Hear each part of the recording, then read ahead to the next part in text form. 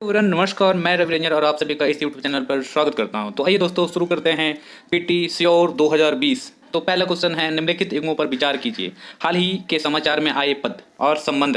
यानी कि पहला है जन औषधि सुगम वेब आधारित डैशबोर्ड, HCRD कोविड-19 से संबंधित सॉफ्टवेयर, टॉकम नाभिकीय संलग्न। उपरोक्त युग्मों में से कौन से सुमेलित है, यानी कि सही है? ऑप्शन ए केवल एक और दो, ऑप्शन बी केवल एक और तीन, ऑप्शन सी केवल तीन, ऑप्शन डी एक दो और तीन। यानी कि ऑप्शन सी सही है, केवल तीन। तो आइए दोस्तों जानते हैं कि इसका विस्तार से। यानी कि इसमें जो जन औषधि यानी जन औषधि सुगम एक मोबाइल ऐप है जो नागरिकों को अपने निकटतम प्रधानमंत्री जन औषधि केंद्र PMBJAK का पता लगाने और सस्ती जेनेरिक दवा की प्राप्ति में सहायता करता है। इस मोबाइल एप्लीकेशन से प्रधानमंत्री भारतीय जन औषधि परियोजना के लिए भारतीय फर्म PSU ब्यूरो द्वारा विकसित किया गया है, जो भारत सरकार के रसायन एवं उर्वरक मंत्रालय के तहत इस विभाग के अंतर्गत आता है। कथन एक सही नहीं था। इसी के साथ साथ बात करते हैं दोस्तों, HCARD कोविड-19 हेल्थ केयर वायरस की सहायता के लिए central chemical engineer research institute Durgapur में स्थित CSIR लैब द्वारा विकसित किया गया एक रोबोट है। यह डिवाइस रोबोट कोविड-19 संक्रमित लोगों से शारीरिक दूरी बनाए रखने में मुख्य स्वास्थ्यकर्मी की मदद करता है। यानी कि स्टेटमेंट 2 भी गलत है।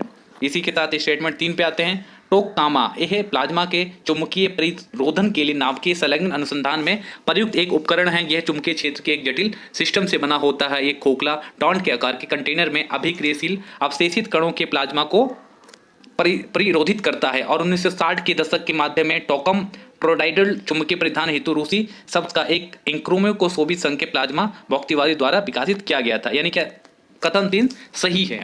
आइए दोस्तों, क्वेश्चन नंबर 2। वर्ल्ड बैंक की लर्निंग प्रॉपर्टी की अवधारणा के संदर्भ में निम्नलिखित में से कौन सा कथन सही है?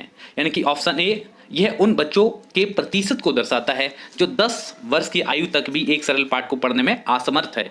ऑप्शन बी, यह कल आंकड़ा के स्थान पर व्यक्तिगत मामलों के आधार पर गरीबी का अध्ययन करने की पद्धति है। ऑप्शन सी, यह उन छात्रों को प्रतिशत को दर्शाता है जिनके पास अपनी शैक्षणिक पुस्तकों के अलावा अन्य पुस्तक तक पहुंच नहीं है।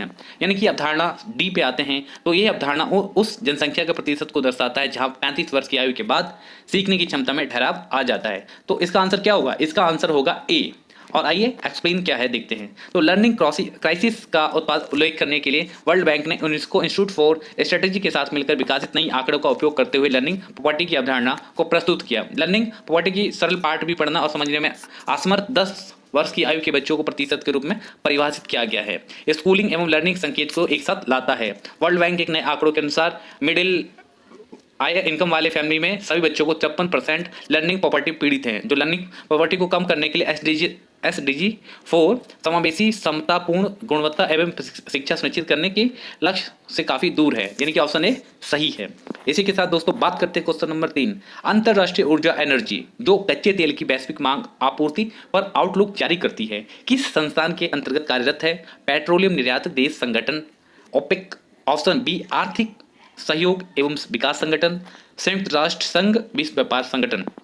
ये सारे ऑप्शन बता दिए और आंसर जो सही है ऑप्शन बी अंतरराष्ट्रीय ऊर्जा एजेंसी एक स्वायत्त संगठन है जो अपने 30 सदस्य देशों और 8 सहयोगी देशों के साथ वैश्विक स्तर पर विश्वसनीय, सस्ता एवं स्वच्छ ऊर्जा सुनिश्चित करने हेतु काम करती है। स्थापना 1973 के तेल संकट के बाद 1974 में स्टार्ट हुआ। ओपेक कंट्री ने तेल की कीमतों में भारी वृद्धि के साथ दुनिया को चौंका दिया।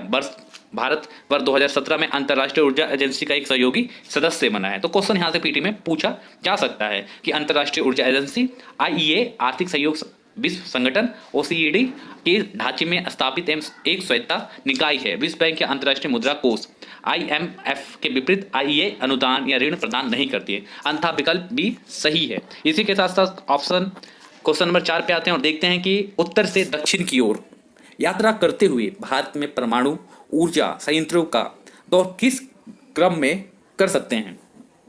पहला रावत भट्टा, दूसरा नरोर, तीसरा केगा, चौथा ककरपरा।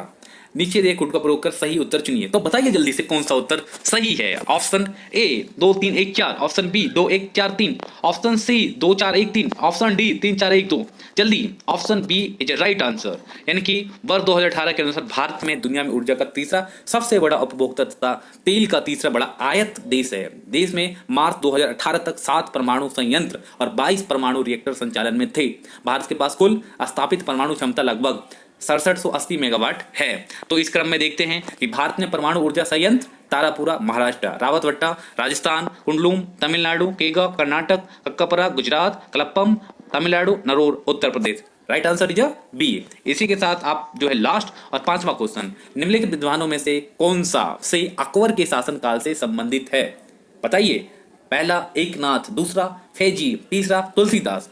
इज पहला ऑप्शन देखते हैं केवल 2 और 3, ऑप्शन बी 3 1 और 3, ऑप्शन सी केवल 3, ऑप्शन डी 1 2 और 3।